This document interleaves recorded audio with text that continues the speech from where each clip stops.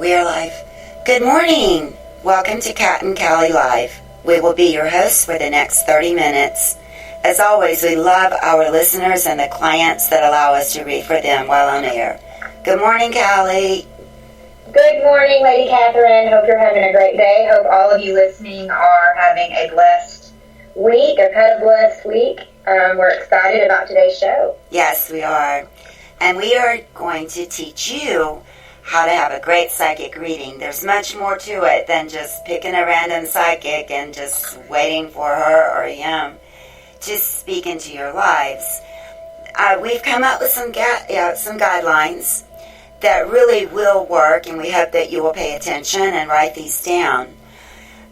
We're going to share with you the guidelines, and honestly, they will give you the best psychic reading for yourself.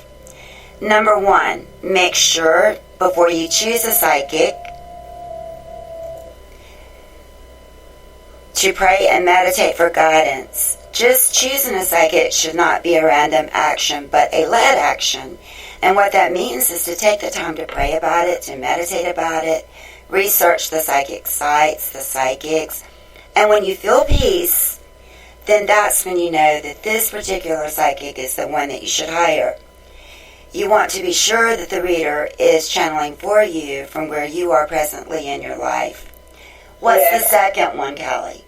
The second is make sure that before you hire your psychic, to clear your mind of stress and confusion, then write down your questions ahead of time, because during the read, you'll forget the questions, and that can confuse you and your psychic. And what I like to do is after I ask my questions, when I'm getting a reading, is if they're shuffling cards or if they're meditating on your situation, picture a bright white light around you and kind of try to relax, because that really does help the connection be even stronger. Yes, it does.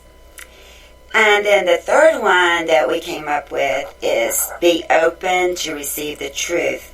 It may hurt to be open to what your reader is saying, but you can't go into a reading with any preconcepts of what you feel is happening around you, because in reality it may be only your confusion that is wanting to believe that your situation is a particular way when it's really not.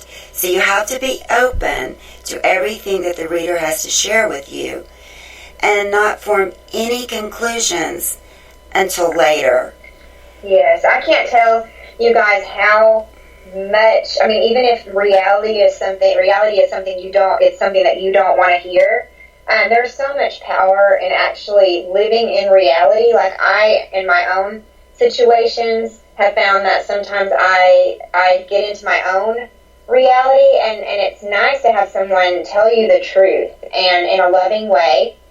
And Lady Catherine and I are always very respectful of the fact that we are, like she said earlier, speaking into your life. Yes. So we are going to do it in a very positive way, because I've seen in readings where something positive is spoken over me in a very dark situation, and it happens. Yes. Because of the positivity. So you will, if you're just knocking on if you get desperate in a moment, and we've all been there, and you just contact any psychic and you think that they're going to be able to really connect to you in that state, then you're deceiving yourself, and your reality is going to get even more jumbled, because they're going to tell you a lot of times what you want to hear if you don't do the step where you pray and meditate first. You've got to be in clear, sound mind when you get readings. Now, there are cases, if you have a psychic and you've prayed about it, that's when, that is a great time to reach out in most cases, because you trust that person and they know you, they're connected to you. But just randomly going through a bunch of them, that's going to mess your readings up. And I've had clients who, they talk to maybe 5 or 6 in a day, and they're so confused. Yes. Yes. Because you're bound to get someone who's not truly, channeling for you, and you're going to get so confused. And not only that, but your psychic is going to be confused, because what happens is the psychic is not only trying to weed through your confusion and your pain, but also the words that have been spoken into your lives by other readers. And so it's just a mess. Because if another reader before me tells you something doom and gloom, I'm going to feel that off you because your emotions or your energy is going to alert me somehow, and I might not know exactly why. Exactly. So, yes, these are wonderful steps to take, and I think you'll save a lot of money doing this. Yes, too. you will. And you know, you build a relationship with someone. Yes. And there's rapport, and I know Lady Catherine's had to tell me the truth so many times. And gosh, what would I have done? I would, you know, you just keep digging yourself into a hole. And we're not, I know in our group, we're not going to let you do that. We're going to want the best for you and tell you the truth. And that's what love is. And that's what we're called to be. You're called to be that as a person getting a reading, and we're called to be that as speaking into your life. And so we take that very, very seriously. We do take it very seriously, and this is why we're discussing the guidelines, and we are going to post them on site. We love you before we meet you, and we are here to guide you. And the fourth one that we came up with is, after your reading, just give yourself time to absorb it and sleep on it. And after sleeping on it, then begin to look around for signs that the reader was accurate, and they will be given to you. Yes, they will. And if your reading is unclear, don't be afraid to check back with Callie or myself. We will clear up any confusion about that reading. Yes, if you visited or talked to someone who won't do this, run. Yes. I mean, run. Right. Because, you know, also, there are readers who aren't doing it on purpose, maybe, but are operating with lower level, you know, guides and things like that. You want to steer clear of that. You want to make sure you're with the light. You know what I mean? You want to be that's why the praying and meditating is so important. I'm so glad that Lady Catherine listed that. Yes, because we want you to understand your reading. And then you just allow it to unfold. And, of course, as things begin to unfold, we suggest that you just check back in with us.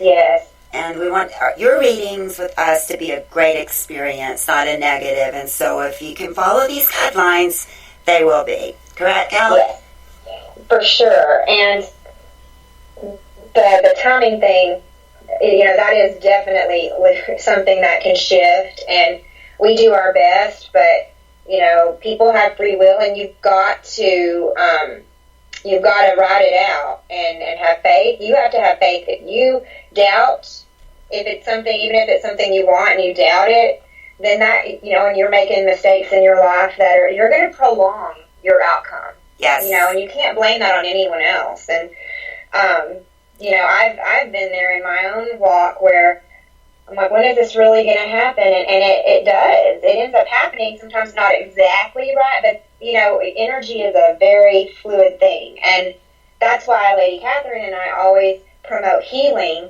and, you know, the Akashics and different things. We're not just call us up and get a quick answer.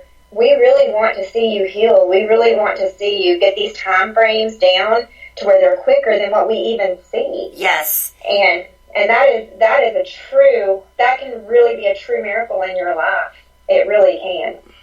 Because honestly, the future is not a frozen object in time. It swirls, it shifts, it twirls, it turns, it spirals.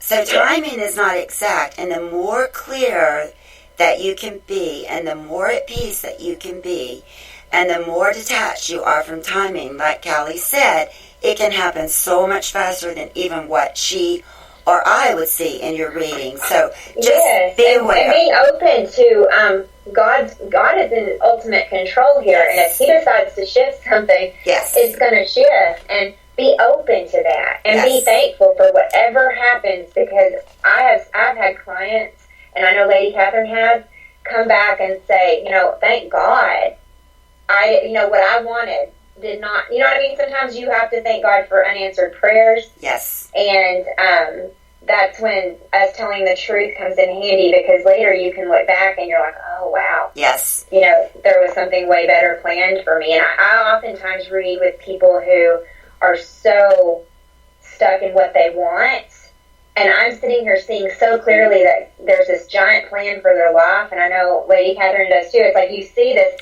there's this giant plan, and they're literally holding on so tight to what they want. And we all do it. I've been there. I do. I've done it too. Many times. You just basically delay your outcome. That's right.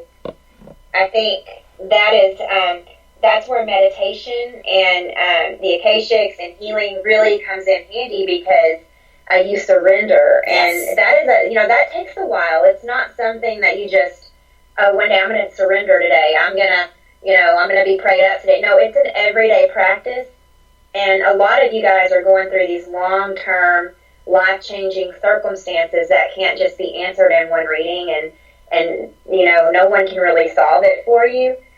But being healed and being in constant growth really does help you, no matter what happens, no matter how long the delay or how quickly it happens. That is what keeps you fed while it's going on. And empowered. Yes, and empowered, because I know I've been there, guys, when I, needed an answer real quick, and you'll knock on any door. Yes. You don't, because you get so confused and it's not real. Okay? No. And it's just a quick fix. You want to hear what you want to hear. You want to hear in those times what you want to hear. And that's not what a good psychic is here for. They're here to tell you the truth. And that's how I know a good psychic is because you kind of get a little bit leery of someone who's always telling you what you want to hear, and then nothing ever happens. That's right. Yeah, that's right. That's right. Yeah. So. Okay, well, these are the guidelines, and like I said, we are going to post them on site for you. For any of the new clients that may be coming in that are listening now, we hope that you will follow them so that you can have a great reading with Callie or myself and empower your life.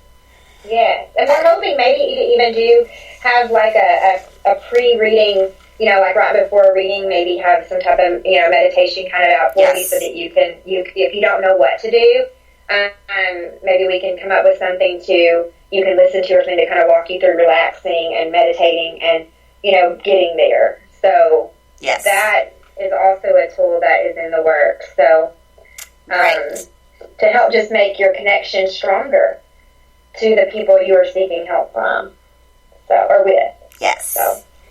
Okay, great. So, Callie Crawford, we do have some free readings this morning, and the first one, well, they're all for you, actually. The first one is from him and Stu. Hello, I decided to divorce my wife after 14 years of marriage last year in January 2018. We have 2 kids. She was completely against divorce, but because she was not good and getting along with my mother and brother, I started hating her and decided to divorce. She left the country where we were living in Africa and went away with the children to India last year in September. I have got the ex parte divorce orders, and I have filed the case of children's abduction against her in India. I do not pay her any maintenance. I just want to get my children and take them back to Africa with me, but they don't want to come with me at all. She keeps writing to me, but I am not in favor of doing so. My question is, will I ever win the court case and get my children and take them back to Africa? If yes, when? Or at some stage, will I have to compromise? I think you've got 2 paths here that you could take. I do see that if you keep fighting and you choose to do so, that India's pretty strict on stuff like that. I do feel like you're gonna have favor in that. It will take a long time. I mean, your kids are growing every day, so I do see that. Yes, I mean, it just depends on how long you want to fight. Now, on the other path that I see is your wife. The quick route to get your children back would be to reunite and try to work out your problems. I mean, I feel like you shouldn't have to choose between your family and your mom and your sister and your children, but there maybe has to be that your wife has to compromise if she really wants to make this work. Compromise and pledge to get along and to have an arrangement of some sort. And then that would reset the scales for you so that if you did split again, you would know that she's going to take your kids and that you can prevent that from happening. That would give you some time to prevent this from happening again. Now, two paths. I mean, I see that the kids do belong with you ultimately. It's just going to be working with authorities and all of the red tape I see being very time consuming, and it's going to be a while. And it might look bad and start looking up. It'll be a roller coaster, but I think I definitely see that it would work out in your favor. You're losing time with your family, though, at the same time, because I know you have to miss them. Yes. I feel like in this case and with your two cultures, yes, the kids are going to want to be with their mother, and you want to be very, very, very considerate of that as well. Even though you two have major problems, you're the dad, no one can take that away from you, and she's the mom, no one can take that away from you. So what I would like to do is, I would like for you to do, you may have already done it, I don't know, but the Akashic Records, try to heal some of this stuff between you and your ex-wife or wife, and see if you guys can't come up with a compromise to get her back to where you are, so that, at least you can clean the slate and prevent her from ever taking the kids again if you split again. But I do think that in the best case of the children, they want both of you. But in your cultures, they're with their mother. So you're up against a lot. I don't see that you can really make a mistake here. I see, you with your kids, but it could be a lot quicker, this one route that I'm seeing. So does that resonate with you? It absolutely does, and that's verbatimly what I gave to him yesterday. So good job. Good. Very good job. I would like you to do some healing stuff and try, because in my country that happens all the time, where people hate their mother-in-laws and the mother-in-law hates the daughter-in-law. And, it can get really ugly, but what you guys got to see is what's best for the kids. And what's best for the kids is for you and her to live in some close proximity to each other so that you both can see them and guide them. That's right. Good job, Callie. Thank you. No problem. Okay. Now, question 2 is from Christina. Actually, there are 2 questions. She wants to know, number 1, if New will get a job soon so they can relocate. And the second one, we are missing Marlena badly, and she has been distant and not coming to see her family or calling. Will Marlena come home? Okay. I got that immediate. The new job may not be immediate, but I did get the Ace of Wands, so I do see a new plan being formulated. This is going to be something that's kind of up to you guys. You're going to have to make a conscious decision, start manifesting what you want, where you want to go. I know a lot of people are in limbo right now. It seems like with the moon cycles and all that, all of this crazy cosmic stuff that's going on. Yes. A lot of people are in limbo right now, and it's really up to you guys. You guys are in more control than you think. If you guys want to relocate, if New really goes after new jobs, I don't see any issue with him getting one and allowing you guys to relocate, but I feel like there's some fear there from New, kind of keeping him holding on to the safe stuff and what and y'all are going to have to be willing to let go of what's normal for you and what and you may even have to take kind of a leap of faith at some point. Mm-hmm. This is really in your control more than anything, because I believe God's going to take care of you guys no matter what you choose to do. But New is very capable of getting a new job and relocating, if that's something. But I do feel there's something within New that might be holding him. I know I am scared to death sometimes to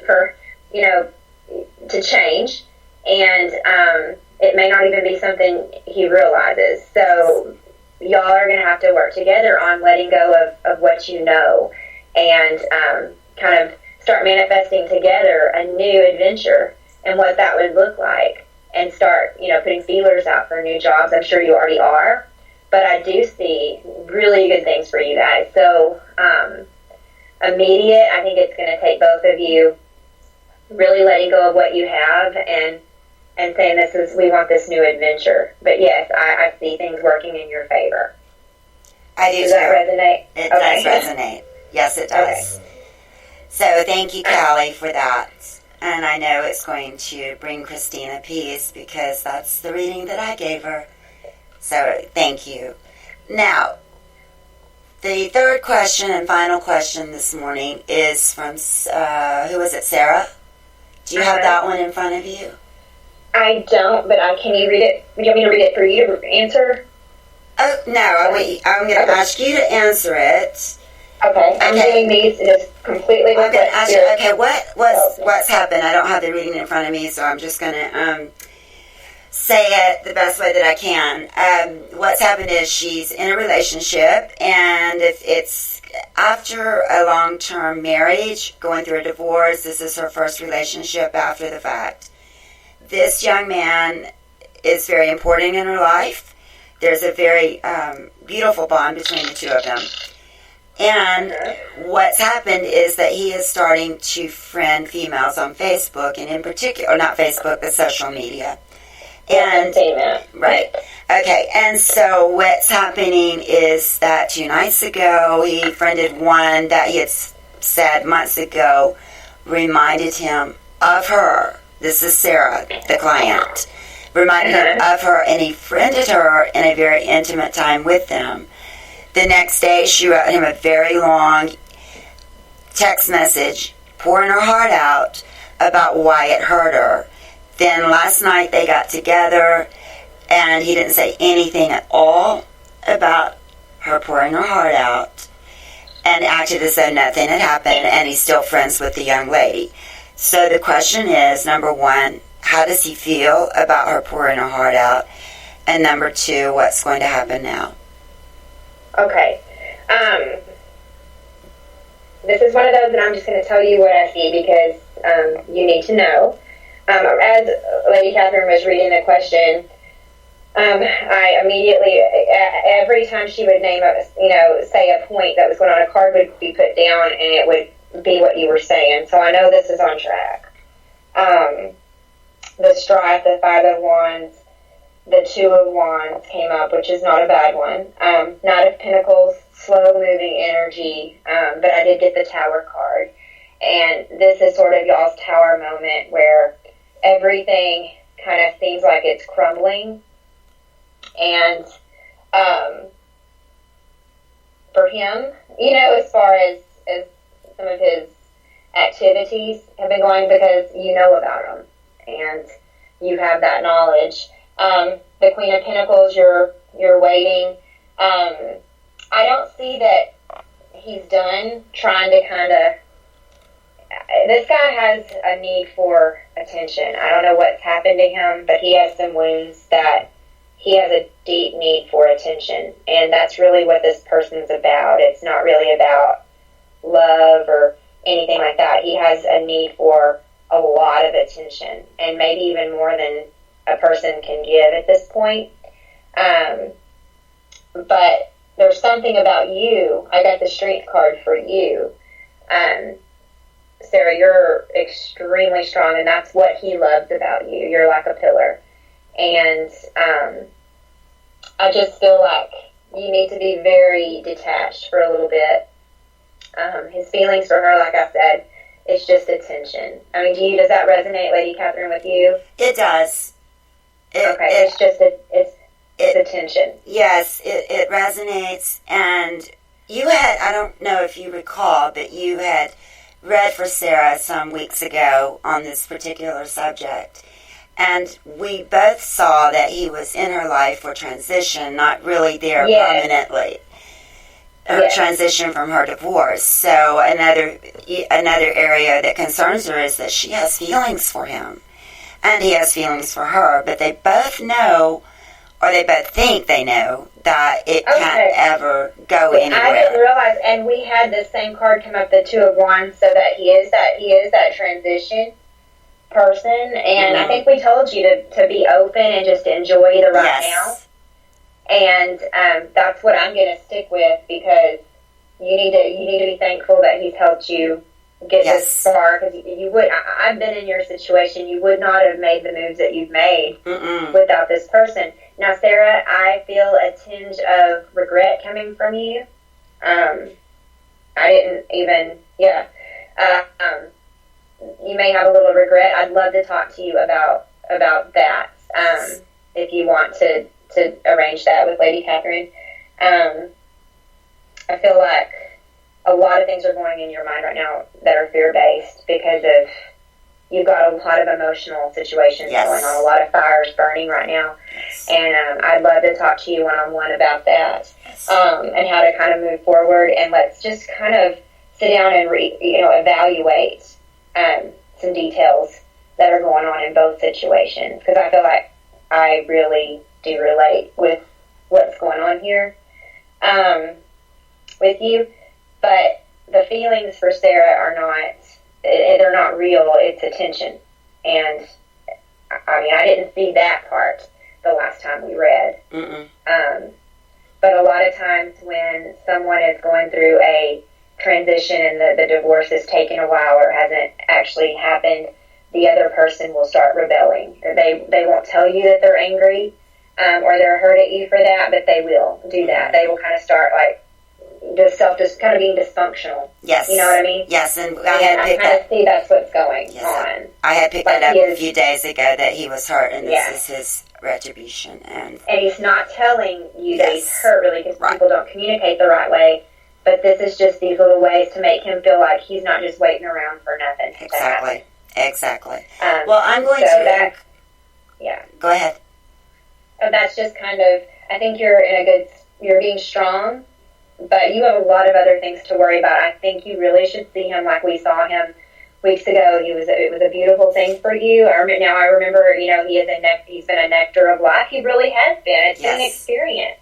Yes. Don't discount that at all. No matter, how someone turns out, don't discount what they did and what they meant. And everything's going to be okay. Yes. I mean, I don't see anything bad, but this is a tower moment. This sort of is when you see what he's made of.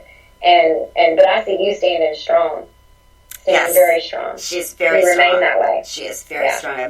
I have known Sarah for years, and if there's anything about her that I know best, she is strong.